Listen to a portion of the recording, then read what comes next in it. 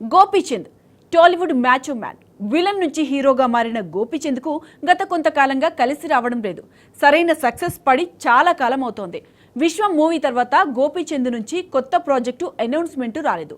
అయితే ఓ ఇద్దరు దర్శకులతో గోపీచంద్ సినిమాలు చేయబోతున్నట్లు తెలుస్తోంది. ఆ ఇంట్రెస్టింగ్ మూవీ అప్డేట్స్ మీకోసం. గోపీచంద్ కటౌట్ అదిరిపోయేలా ఉన్నా ఆయన నటించిన హిట్ పడక చాలా కాలం అవుతుంది. లౌక్యం మూవీ తర్వాత గోపీచంద్ నటించిన చిత్రాల్లో కొన్ని యావరేజ్ గా ఆడినవే తప్ప బ్లాక్ బస్టర్ అయింది లేదు. గౌతమానంద, 6 అడుగుల బుల్లెట్, పక్కా కమర్షియల్ లాంటి సినిమాలు యావరేజ్ గా ఆడాయి. మిగతా చిత్రాలేవి ఆశించిన ఫలితాలు సాధించలేదు.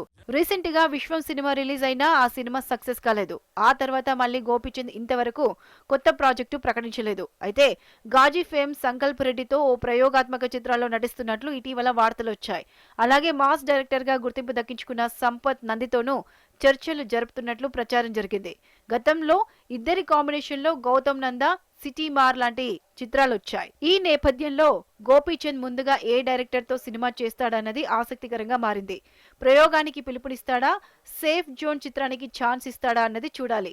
గోపీచంద్ అభిమానులైతే సంకల్ప్ రెడ్డితో ఓ చిత్రం చేస్తే బాగుంటుందనే అభిప్రాయాన్ని వ్యక్తం చేస్తున్నారు. ఇప్పటి వరకు గోపీచంద్ వెండితెరపై ప్రయోగాలు చేసింది లేదు.